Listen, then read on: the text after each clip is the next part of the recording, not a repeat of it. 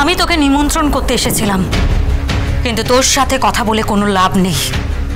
আমি পরে আসবো, পরে এসে মা বাবার সাথে কথা বলবো।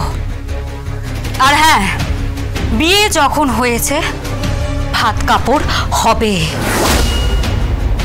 সংসার তোকে করতে হবে গীতা, সংসার তোকে করতে হবেই। করবো আমি সংসার, তবে সেটা সিঁদুর দানের পর। আর সিঁদুর দান তখনই হবে যখন এই সমস্ত রহস্য আমি উদ্ঘাটন করব, সমস্ত ক্রিমিনালদের আমি সাজা দেব। নামটা মাথায় রাখিস, অ্যাডভোকেট গীতা, LLB।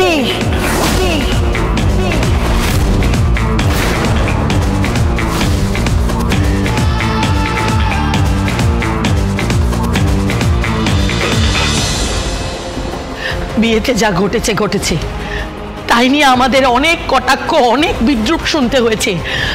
5 জনে 5 কথা বলছে, আর তাতে কিন্তু মুখার্জি বাড়ির মান বাড়েনি। এই কথাগুলো তুমি আমাকে বলছো কেন? বলছি তার কারণ যেভাবেই হোক, যত তাড়াতাড়ি সম্ভব গীতাকে তুমি এই বাড়িতে ফিরিয়ে আনো। আর তা না হলে কিন্তু এই বাড়ির মান থাকে না। কালকে ভাত কাপড় আছে, ভাত কাপড়ের আয়োজন করছি, আর তার আগে আমার ছোট পুত্রবধূকে ফিরিয়ে আনার দায়িত্ব কিন্তু তোমার। দিদি তো কোনো অন্যায় কথা বলেনি, দিদি তো ঠিক কথাই বলেছে। দাদা, আপনি একবার ভাবুন, আমাদের কতটা মান গেল, সকলের সামনে থেকে বউ মণ্ডপ ছেড়ে উঠে গেল, সিঁদুর দানের পর্ব হলো না, তার আগে উঠে চলে গেল, এখন সে আসতে চাইছে না, ফিরতে চাইছে না এখানে। আপনার সাথে ওর কি আইনিগতভাবে সমস্যা সেটা আমরা জানি না, কিন্তু দাদা প্লিজ, আমরা তো এবারের বউ, বলুন। দিদি শাশুড়ি আর আমি খুশ শাশুড়ি, আমাদের তো কিছু বক্তব্য থাকতে পারে। কিন্তু উনি তো শুনছেন না উনি। আমি তো ওনাকে বারবার এই একই কথা বলছি। আচ্ছা, আমি তো তোমার কাছ থেকে কোনোদিন কিচ্ছু চাইনি তো। আমি শুধু চাইছি যে কালকে ভাত কাপড়ের অনুষ্ঠানে গীতাকে তুমি ফিরিয়ে নিয়ে এসো। ওকে ফিরিয়ে আনার দায়িত্ব তোমার। ও ফিরবে না, ওকে আমি কিছুতেই ফিরিয়ে আনবো না।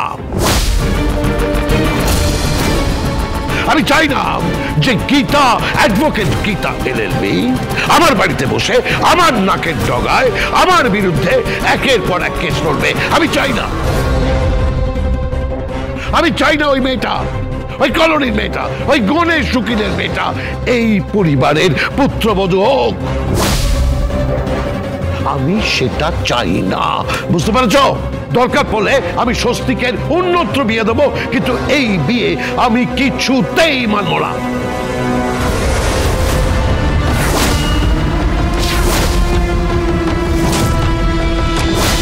গীতা LLB সোম থেকে রবি প্রতিদিন সন্ধ্যে 6:30টায় স্টার জলসায় ও ডিজনি প্লাস হটস্টারে।